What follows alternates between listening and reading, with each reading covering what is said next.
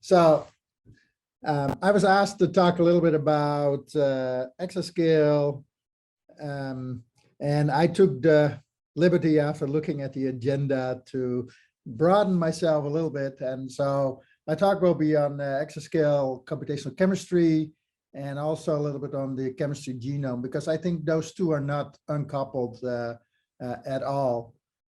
Okay, so just to give you a little bit of context on the way I think about these problems in general and how I approach my research. So I see computational chemistry really as a tool to help us go from understanding to control. All we're after when it comes to computational chemistry, but also computational materials is, and experimental side too, is to get fundamental understanding that allows us to develop new materials, new processes that allow society to move ahead. So a couple of examples of that are very simple. Let's say we want to have more hydrogen production. How can we do a more efficient photoinduced catalysis of water to generate hydrogen for an hydrogen economy and a new energy source? Of course, when it comes to the world of quantum computing, if people have been keeping up with that, one of the hot cases that they want to sell there is the nitrogenase enzyme, where we try to understand simply how the FAMOCO system works in generating fertilizer effectively out of ammonia and out of nitrogen and hydrogen, without the large energy footprint that we have. I still think that even though they claim that this is going to be an important one for quantum computing as a kind of a stake in the ground, I think classically people are getting more and more closer to trying to actually model these kind of systems on the chemistry side. So as I said at the beginning already, really discovery and then being able to go from fundamentals to control really requires insights and solution from a very interdisciplinary set of research. And I think these FAIR data environments are critical there. So our part really is simulation there, is right? It's yellow, the yellow box is simulation, but we really need to bring together simulation, experiment, theory. And now I would say the fourth pillar is really becoming machine learning or AI. And actually, machine learning AI cannot go without the other three. It needs the data that comes from those kind of components. But it allows us to get a lot of insights that we were not able to easily get out of the other pieces. So if you look at what my group and my environment has been doing a lot, it's really we're looking to driving towards virtual experiments for understanding and discovery. And what I mean by virtual experiments, I would like to be able to do what an experimentalist can do at the same level of accuracy or more accurate, but have more insights because I have different ways of looking at the information, looking at the wave function, or even be able to probe areas that are not easily accessible by the experimental community. So my toolbox, and this is how I look at these kind of things, my toolbox is exascale quantum chemistry, quantum computing. I could talk hours about that too, and machine learning and AI. And it's those three tools, and that's what they really are, that help us really do the science we want to do on a computational framework to discover new materials, molecular systems, drugs, etc.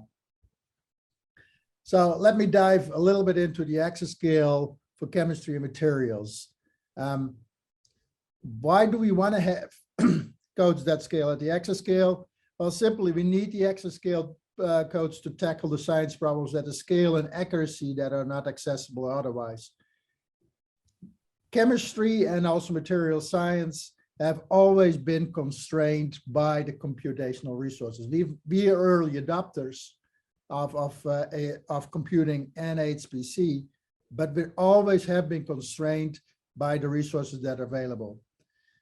Another advantage of being able to run at Exascale is that you can provide data and benchmarks that allow us to, oh, there's a typo there, that allow us to give us experimental understanding at the same accuracy as the experiments, but also provide us the essential reference points for machine learning. I know I was listening a little bit at the discussion of the previous talk, so I added this note at the end. So high throughput does not need an Exascale code, right? So there is definitely two different classes of codes that can run on Exascale platforms. We can take our current codes and run them on high performance platforms as much as we want. As long as we can use a GPU or something like that to a reasonable efficiency, we can just do high throughput of small calculations. But when it comes to real large scale problems that you cannot solve on a smaller platform in a reasonable amount of time, you need to have scalable codes. So within the US, where the national labs took an approach to pursue exascale development through what's called the Exascale Computing Project. This by now is, I think, between $1 and $2 billion that is going to be spent on this, where the Exascale Computing Project is really considered a construction project to build the next generation exascale platforms. So the US will be building two, one at Oak Ridge National Lab and one at Argonne National Lab. They are at, I don't even know, I think they're at 250, so they're at a quarter of an exaflop right now at Oak Ridge. So this project is very interesting in the sense that what they did is they integrated application development. So they are looking at all the different domain sciences. Chemistry is one of them, but looked also at all the technologies that are needed to make these applications run on hardware. And of course, hardware has been evolving rapidly again over the last couple of years and is still evolving, because at this point, some of the exascale platforms, it's still not clear what the hardware will finally look like. So they really need to have a program that integrates horizontally and vertically all the hardware technologies, the basic software stacks, and the application development. And this is a massive undertaking that we have been a part of. So most of the people, if they know my background, know that I am a long-term NWChem developer. I led that group for a while. So under the Exascale program, NWChem is going to go from NWChem to NWChemEx. We're not very inventive when it comes to a name. But one thing that is important to know is that we're not adapting NWChem to the Exascale. We actually have chosen to start from scratch and completely rewrite and redesign NWChem. So it's not, here's a code, let's just modify it. Our choice is to really go after cutting edge programming languages and models. From what we've learned from 20 years already, we are actually choosing new approaches. So one of the big things will be that NWChemEx will be fully the latest and greatest C++, for example. We are fully exploiting advances in computer hardware performance. So this ECP project is very conducive for that. We work with the lower level software stack developers, the solver people, and also with the hardware vendors to make sure that we are coding towards platforms that make sense and use the technology in a way that is the best way it can be. Use the best in application performance engineering. So we have a lot of computer scientists involved in our project. And we're also implementing and tuning the latest computational chemistry methods. So NWChem used to be a code that is based on dense algebra. So all the methods were dense, none of them were sparse. One of the key things is that we're going to focus purely on sparse methods and reduce scaling as we can. And also from a design point of view, we want to have a maximum flexibility in method composition, and hopefully that will come across. In addition, nice part, we can use actually AI to accelerate parts of our simulations. Think, for example, initial guesses, think of iterative processes where we can use the information of previous iterations in a different way, in a machine learning way, to accelerate the simulations. Geometry optimizations use knowledge about the chemistry systems for initial guesses, etc. So again, why did we not go with NWChem and just modify it? Because over 20 years, NWChem scaled pretty well when supercomputers grew. We've been able to use from megaflops to petaflops without too much trouble. However, when Moore's law came around and all of a sudden they couldn't really scale the conventional way of scaling and growing architectures, our architecture kind of showed the aging, and we ran into issues that we had to redo a lot of code with GPU, redo a lot of code with multicore, and still we would be running in a lot of concurrency bottlenecks. Now, GPUs, multicores is nice. The new exascale architectures are even more complex. Now we have to do concurrency across multiple GPUs. GPU technologies are not going to be the things that we have been seeing so far. New programming languages are needed and used to actually access it. So CUDA is great for NVIDIA, but for example, on other platforms, we have to use programming languages like SQL to really get performance. This is an Intel product. So there were just significant limitations to the extensibility of NWChem. One of the big things is that if we wanted to add new methods, it was so monolithic. It was just hard to add anything new without breaking something else. Again, I said already, we do everything in dense. So actually sparsification of our algorithms was a challenge. Everything was very coarse-grained. And data was not on the forefront in a lot of ways on how we actually dealt with our computation. While if you look at the next generation platforms, it's actually data and the data movement that is driving more of a performance than the compute cycles themselves. What's interesting also is if you look back at when NWChem was designed and developed, the type of scientific questions we were probing at that point were rather different from what we're trying to do now. So these are actually our target kind of reasons why we went to NWChemEx is we want to get to problems that are a lot more of scale. So can we actually start modeling ion transport and help in the production and improve the production of biomass? Can we design better proteins, right? Similar to that, can we develop more efficient catalytic processes to then take that biomass and form biofuels?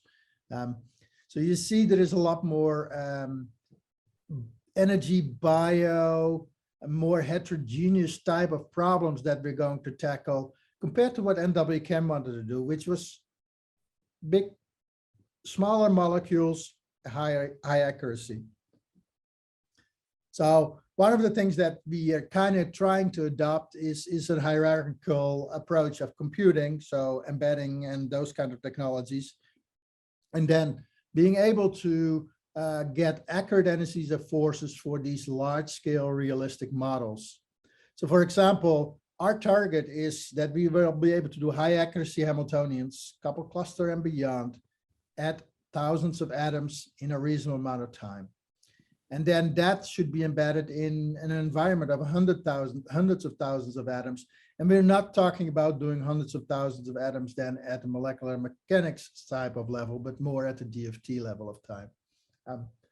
In reality, these systems are not static. They're all dynamic, right? So we need to be able to do this very rapidly too, so that we can start thinking about potentially some short-term and short-time dynamics. So this is another reason to really pursue reduced order methods that are faster and more efficient for dynamics simulations. So NWChemEx, as it's targeting the exascale, will be a combination of not just using the hardware, which is our horizontal axis, but also reducing the scaling complexity. For example, what we show here is on the vertical axis is think of coupled cluster, where in the dense form it's an n to the 7th, while if we do something like DLP&O or better, we can go to something that is sparse or an n order n to the 4th. We believe that to get to performance and get the capabilities that we need for the next generation of computational chemistry science, we need to do both. It's interesting if you really think about it. If I take a dense method and scale it from a teraflop to an exaflop, I only can tackle a problem that is 7 times larger. That doesn't really help us, given the problems that we want to run right now are way bigger than a 7x. So we need to do both. There is a challenge with that, because the more sparse you make it, the less compute you have, the more data movement you have to do. So we also made ourselves the problem a lot harder scaling these kinds of codes. So just a little side note here is that ECP is truly a construction project. They run it as if it's building a building. So we actually have real targets to meet. So our target that we are going to do on a exascale machine is ubiquitin, which is 1,231 atoms, 39,000 basis functions. So that's a pretty tall order to get there. So right now, when we do we don't have an exascale machine. And if we have access to exascale-like machines, we don't have a lot of hours to go and run our tests. Currently, we're running something that's a little smaller, which is the DGRTL. So that's a fragment of that. It's about 80 atoms. But what's interesting is, again, we have a target. We have what's called a figure of merit of 50. Now, that is not saying, here's a problem, run it 50 times faster. It's a little bit more complicated, but roughly is what I can run on a petascale machine. Can I get at least a 50x improvement over that on a similar size of problem on a similar size machine? So I mentioned already, there is a lot of need to make sure that you take advantage of the latest technologies. So one of the things that dropped pretty late in the game when it came to NWChem is that we focused more on the parallel scaling and not as much on the single node scaling. We really are conscious this time to make sure that we can perform on the smallest single node scale. And in this case, a single node is actually already 4 GPUs. And actually, that we can actually get performance out of this. So the fragment that I showed on the previous slide, we've been running these on the latest hardware. So NVIDIA is one of the hardware platforms that is going to be in the exascale realm potentially, but the Oak Ridge machine will be all based on AMD, which is a very different technology compared to NVIDIA. But as you can see in the numbers here, we can actually do pretty well in getting performance out of the AMDs compared to the NVIDIA V100s that are out there right now on the Summit platform. What's interesting, though, is that what we did here is, this is a triples kernel from CCSD. We took a CUDA code and it was ported using Hippify. So their Hippify model is what AMD wants to program under Hipster. What's interesting, we were able to use a simple tool and get still performance. There is, of course, a lot more performance to be gained if we do a application-specific hand-coded version of Hipster on an AMD platform. But the nice part is that we can get already good performance out of a platform simply by taking a CUDA code and transferring it. We're working now on other aspects of the code to do the same thing. Here's an example, for example, when it comes to DFT. And so we are not just doing couple cluster, we're also doing DFT. So we're able to get pretty good performance out of these types of platforms with accelerating GPUs. So the Ubiquitin is the big 39,000. Well, it was not run at the 39,000 basis function, but it's about 11,000 basis functions. We were able to get within a couple of nodes, a pretty good 30x speed up going from the old NWChem to NWChemEx, going from CPU to GPU. So that gives us confidence that even the more expensive models, which is still dense, can give us already a good speed up on the next generation platforms. So underneath, we're going to actually use libxc, which is well known. We've been working on a port to CUDA for the libxc code. So the link is actually there. That should be available to others. And within FAIR, I think FAIR is not just about data, but also about code. So we are sharing everything we can with the community. So look a little further. So here's an example where we actually starting to take both the sparse and the scalability at the same time. So we are using a Cholesky version of CCSD. So we are actually reducing complexity with the Cholesky and are able to get almost 120 times speed up from a implementation that would be running on a platform like Titan, which is the previous Oak Ridge system with NWChem, compared to now the NWChemEx on Summit. So we are getting the performance that we need. So to some extent, here the form would be about 50x. So we're actually achieving that by combining both the hardware advances and the methodological advances. And it still scales. These are not large problems. You talk about the small fragment of ubiquitin at arc-CC PVDZ, it's 1200 basis functions, and we can scale those to 250 nodes. What we're talking about is 1500 voltas in this case that we are running on, because the IBM Power 9s are nothing than data movement engines at this point. We're running purely on the NVIDIA voltas in this case. So it's a lot of cycles and a lot of performance that is provided to us, and we can still scale for these relatively small systems. If you go to triples, everybody knows that triples, relatively speaking, is a little easier to do.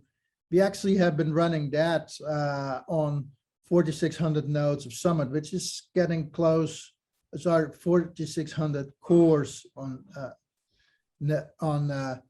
Summit, which is about 220 nodes. It's about 20%, 10% of the system, and we can actually get good performance out of.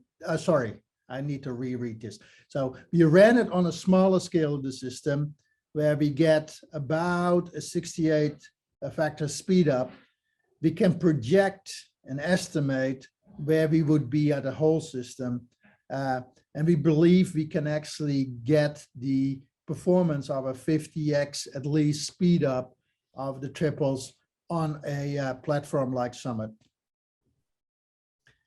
We can also show that it does scale. So this gives us confidence that this is going to happen. So we actually can do a linear strong scaling of this simulation up to 2000 nodes, which is about half of the Summit system that's there. The superlinear scaling that seems to be there seems to be driven by cache effects and how the memory can be laid out in memory. The data can be laid out in memory. So this is an important challenge to deal with. Okay, so I'll give you a little bit of an insight of what NWChemEx's first implementation will look like. It will have reduced order implementation, so localized Hartree-Fock and DFT. We'll be using numerical approximate kernels to accelerate the Hartree-Fock and DFT. But our main piece of code will be DLP&O based MP2 and couple cluster. We will also be releasing it with a plane wave code that has been rewritten. And so we can actually will be doing materials. Our goal is to really be able to do embedding between the plane wave codes and the reduced order implementations that are Gaussian based. So we will have energy gradients and embedding, and we've been putting a lot of effort in developing reduced order solvers for efficiency. You can just imagine going to these larger problems, we get a lot more issues when it comes to the solvers, and there's a lot of work that's being put on to make sure that that performs. We'll support all DOE machines, but if it supports all those big GPU machines, it will support anybody's platform that has GPUs in it. Our focus is going to be those technologies, although it will run efficiently on CPUs too. And it will be released under an Apache 2.0 license. An interesting aspect of this is that a lot of codes have been doing this now, but NWChemEx's front end will be Python. We're working really hard to find a way to actually run parallel through a Python interface. Of course, there is MPI for Py, but that needs to be able to move the key pieces of information down into the C++ code that is NWChemEx. So we are using a slightly different way than a lot of other people have been doing. Instead of using the using the standard approaches, we're actually using a product that comes out of out of LBL, out of the high energy physics world, and that's called CPPYY. That can actually generate Python bindings out of C++ header files without you having to write them. So we just identify the header files that should be exposed, and CPPYY will automatically generate the Python bindings. Instead of PyBind 11, which is a lot of effort, so we can do this pretty much automated. So we end up with very few CMake lines to actually generate the little inits that are needed for Python. This Python front end, of course, is one reason to do this. This is because it's easier to interface this then with machine learning in the long run. And this is something that we have been working on also. And I'm switching a little bit now into data science and machine learning efforts that we have been looking at. So this is a collaboration really between Marcus Hanwell, who was at a company first, but now at Brookhaven National Lab, together with Johannes Nachman, who has been developing machine learning approaches, and me, where we are really looking at how we can develop an open chemistry environment. In this case, we were looking actually doing this on Jupyter Notebooks. Again, so can we in the long run run Jupyter Notebooks and then run parallel computational chemistry codes within that framework? That would be what we want to do. So the approach that we've been taking here is actually to have not just a data platform, we also have a web platform, and our interfaces with a lot of codes is going to be through Docker. So we have implementations where NWChem and NWChemEx actually runs in through Docker and has RESTful APIs towards the notebooks, so we can run actually those different codes in parallel. So the Jupyter Notebook then allows you to go and combine with things like binders so that we can actually start sharing the data. And one of the critical things for us was to look at how we can actually integrate computational experimental data into this open chemistry framework. Again, I mentioned already in the beginning, experimental and computational results together will be essential. So our goal is really to have a platform where we can take these different types of data and then integrate them and provide a visual or a method to the end user to manipulate, process, analyze, or learn from the data. So for example, this is an example of ChemML, which is Johannes Nachman's code, where we can just run this within the open chemistry Jupyter Notebook. All data we have a complete infrastructure that allows all that data to be online and available within the open chemistry framework. But I would say we also build a connection to another effort, which is called the Molecular Software Science and Software Institute, which is an NSF effort here at in the US, where they actually have developed what's called QC Archive, which is also an archive infrastructure or a database infrastructure to compile and store and share computational chemistry, quantum chemistry data. So for those that are interested, I did want to point this out simply because one of the things that we've been involved with is their quantum chemistry schema. So they have been very active in trying to define a schema that allows us to have a kind of unified way of storing computational chemistry data.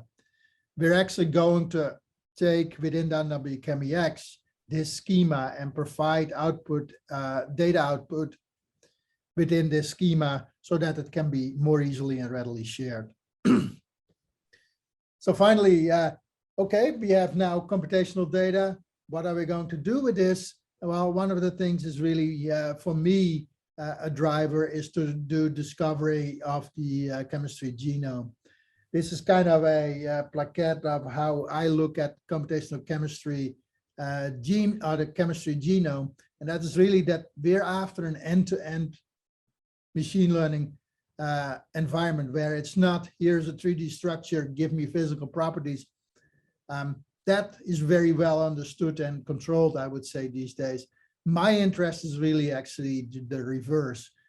Here's a set of physical properties and parameters. How can you tell me with AI or machine learning what kind of materials might be relevant to study or what materials might be relevant to be made and explored in either an academic or an industrial setting? The challenge is when it comes to then generating molecules, of course, is how do you encode those 3D structures? One of the things that we very quickly came to think about is, you know, materials, chemical entities, they're all discrete. This is one of the things that machine learning generally is not the best at. They like to have things that are contiguous.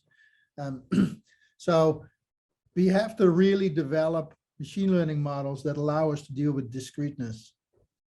And also features is a big challenge, right? What are the features that are going to be important? Should we tell machine learning models up front what features are important, or should we actually have machine learning models learn the important features? How big do data sets need to be? There is some machine learning models that they need millions and millions of data points. Well, there's also machine learning models that can do things a lot more efficiently. So we've been taking some other approaches. So I'll skip this, but definitely we are looking at the reliability of 3D encoding in a way that we can actually do generative 3D encoding. So anywhere in a latent space, can we actually find a reliable structure? What's interesting is we have been looking at a couple of different aspects. One of the aspects is looking at symmetry and hierarchy. This was actually work that was done by an Alvarez postdoc that I had, Tess Smith, who is now an assistant professor at MIT, where she actually looked at using symmetry information directly in encoding machine learning models. So her big contribution to this field is tensor field networks that allow them to get rotation and translation equivariant neural networks. And there is actually some applications that have been done in computational chemistry where they can show that they can use this to actually rotate even complete Fock matrices, for example, within this symmetry framework. The other effort that we have been doing is using different kind of machine learning methods that should be able to use less data to actually learn. So we have been focusing some of our efforts. So there's Yuan Tang is another Alvarez postdoc who is now a staff member at LBL, and I have been developing something that's called the marginalized graph kernel, which we use together with regression approaches. I won't go into the details because that is a long story on its own, but I can tell you that we can get extremely good results for multiple data sets. QM7 was a small data set, but the reality is if you go and look at the results, we can actually get results that are within a kcal per mole accuracy or even better using graph kernels and then Gaussian process regression methods. But the nice part is we could do that on 2,000 structures or 2,000 data points only. And one of the things that we have been exploiting here is also things like active learning, for example. What's nice about Gaussian process regression and marginalized graph kernels is that it actually allows you to get some information about the accuracy of the predictions. And it allows us to actually do outlier detection. And we're actually using this now in other ways where we integrate experimental data and kind of find data that is outside of the norm. And that allows us to either find data that is bad or actually find data that might be interesting because we didn't see that simply from the numbers that we saw in the first place. So this piece of code is actually available in GraphDot. So it can actually be downloaded by PyPy. It's a very efficient machine learning approach that can run on GPUs. It actually requires a GPU to run efficiently. But we've been able to get really accurate results of that. And we've been using this to now go and take the next step, and that is to look at ways to do inverse design. So for example, can we do smart searches? So one of the approaches we've been taking is we've been looking at AlphaGo, and we are pursuing a very similar Monte Carlo Tree Search approach that underlies things like AlphaGo and AlphaFold. The nice part is code is not very complicated when you do something like Monte Carlo Tree Search, but the hard part is actually this expansion part or the modification part is how do you do this in a very efficient way when it comes to chemistry.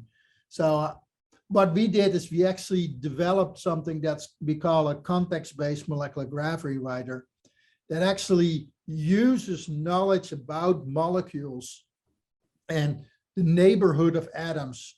Kind of, it knows, it has learned a little bit about chemistry in the sense that it knows that certain combinations of atoms in a row are more important than others. And we use that kind of knowledge to kind of write new molecules. One of the things that we definitely take advantage of is something that Asper Guzik and his co-workers developed, and that is selfies. If you go and do smiles, for example, it's you cannot just simply make modifications without creating invalid molecules. Selfies really allows you to nearly guarantee that your changes lead to a valid molecule. So what we've been doing is we actually have been using this with the Clean Energy Project database, because one of the things that we want to do as a demonstration case is that we can actually learn band gaps for solar cells. So we use the marginalized graph kernel from GraphDot, and then, as I said, the underlying root is smiles based, but we have some dogs here that are not being nice. But one of the things we're looking at is actually combining smiles and selfies with the Lilleveld 3D structure predictor, because we know we can actually do 3D prediction in GraphDot and the marginalized graph kernel very accurately. So if we can take a selfies or a smile and convert it back to a 3D, we can increase kind of the predictability of our models. Okay, that one should have gone, that slide. Anyway, so we've been able to do that actually and demonstrate that these things work. We kind of had some initial molecules and tried to see how it would translate that. All we give it is a band gap.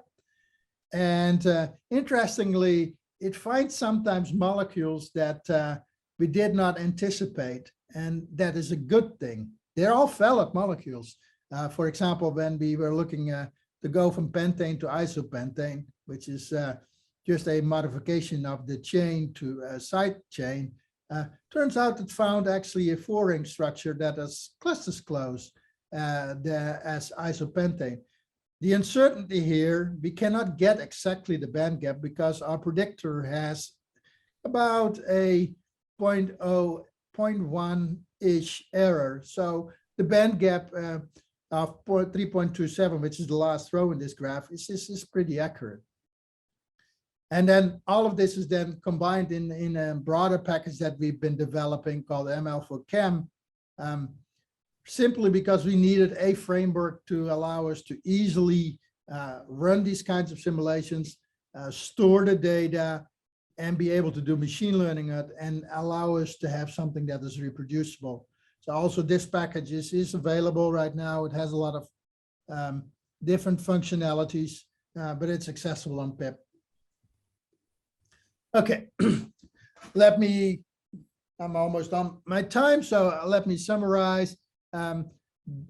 Exascale Computational Chemistry with NWChemEx, it will be accessible soon. It should be, the first release should be later this year. FAIR data, I'm kind of sprinkled that term throughout the talk a little bit. It's essential, and we've been developing various tools that are available, but also provide data in ways that it's accessible, findable, and reusable. Especially with the Jupyter Notebooks, the reusable part is kind of the key infrastructure that we're after. So I discussed a little bit of the research we're doing when it comes to the chemistry genome and the molecular discovery. And as a closing thought, as I mentioned already, that there's a lot of different pieces that have to come together. When it comes to the development of ML or AI methods, especially things like inverse design with broad applicability, it really will require a lot of different data sources. And I know that the workshop so far has been talking not just about simulation, but also experimental data.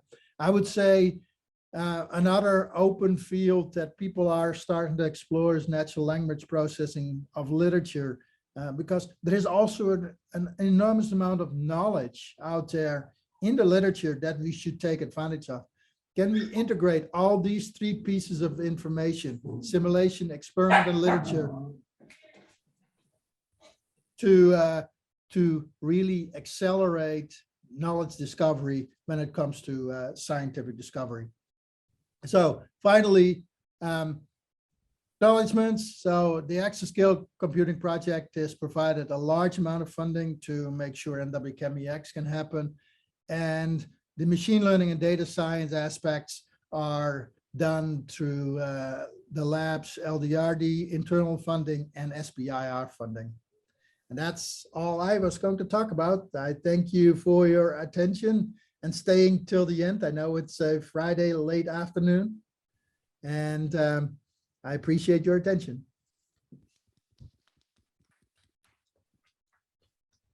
Thank you very much for this very nice talk and impressive work. I don't see a question yet, so maybe I will start with one. So, I mean, this Exascale, NWChemEx effort seems, a huge piece of work. And so I was wondering how many man-months kind of have been involved in such a project? That's a good question. I can give you a little bit of the size of the NWChemEx project. So it involves 4 national labs, about 4 or 5 people per national lab, and then there's a couple of universities. And that involves staff and a lot of postdocs. Yeah, it's about a 25-ish people effort for the last, let's see, this is probably year 3, and we still have a couple of years to go. Good, impressive. I think Matthias was first, and then Volker. Yeah, so very nice talk. Thank you. So on the NWChem developments, you said actually you don't really modify the code, but you rewrite it from scratch, which I understand to some extent. And I just wanted to ask you, what were the most important new concepts which you have used? I mean, one thing could be being more modular to some extent, but so what was really the key ideas in this rewriting? So I think the key ideas more were on the side of what should we not do, right? So if you look at NWChem, when it was designed with homogeneous nodes in mind, a very flat memory structure, and dense algebra. So dense algebra is not what we are going to do. Everything is sparse. So data movement, it becomes a very different ballgame. Memory management becomes a different ballgame. And so it really came down to being more flexible in where you move your data and where you do your compute. So instead of having a monolithic data layout up front, we actually take a more step back and actually on the fly decide where compute and where data needs to be. So we actually are having a runtime underneath that is on the fly, given the problem size and what needs to be done, where the data should be. It decides how to distribute it and lay it out on the hardware with options for work stealing and data movement on the fly too, because nodes might die, for example. Okay. Yeah, and the other thing is, in the sense of modular, we had a very NWChem, when you were installing it, it's a monolithic piece of code. What we've been doing now is actually building blocks that allow us to, that allow users to actually take pieces of the code and reuse. But also we're building a infrastructure such that it's almost like a plug and play type infrastructure, where we can easily take a new solver and move it into that. Oh, you have a better way of doing the exchange correlation. Well, we'll just move it in. That's how easy it should be. And the scary part is that's the original intent that NWChem had, but we were constrained at that point in time with 20 years ago with the programming languages that we had. We could not really, C++ was really early on. Object-oriented, we tried to do that, but doing object-oriented in Fortran didn't work. Now we have a lot more flexibility with the really modern C++, C++19, 20 that we are pursuing, where we have a lot more flexibility on how we move and integrate data and how we combine pieces of code together. And that also allowed us to be more flexible when it comes to Python, which in reality is most of our end users is going to be people that know very well how to deal with Python and don't like to go and back and put input files together. So we really hope that this makes it a more user-friendly environment too. The nice part of the way we actually tied Python and C++ together is we already found out very rapidly that we can just write code in Python and literally have the C++ code use it, or we are just using parts of the C++ code that we get. Let's say we generate a FAC matrix from one thing and do something different, a different solver in Python, and kind of integrate that in a way more flexible development environment too. Okay. Volker? Sorry, me. I have a related question, but well, more of an opinion question. You mentioned all the tools, right? Where they work on exascale hardware. We know that even with the present hardware stacks and different software stacks, right, I think we have all sorts of problems in terms of having functional software stacks on top of the hardware that we're given. Now we have 3 different, or maybe 4 hardware stacks that are not standardized in terms of what is being done. So HIP and CUDA are evidently interoperable, but the question is, are they really? So what efforts are there to re-standardize this so that there is actually a single way of programming things in a sane way? So I think multiple vendors have tried that game, right? They tried to CUDA, but then there's other ways to do GP. Now you have AMD coming to the market, which is a brand new player, and they decided to do their own thing. I think the standardization might not be something that's going to happen anytime soon. And I don't think that is really happening within the Exascale project either, simply because if you look at the Exascale project, even there, the software stacks are being kind of, the new types of hardware are being dropped on them too, and they get last minute. So literally the AMD was kind of a curve out of left field that that was not really, I think, anticipated. For example, we were anticipating Intel and NVIDIA as being the two kind of hardware platforms that are going to happen. So Intel, what they were planning is also rapidly changing. So they are coming up with their own sickle type stuff to get performance out of it. So you have Hipster, you have CUDA, you have sickle.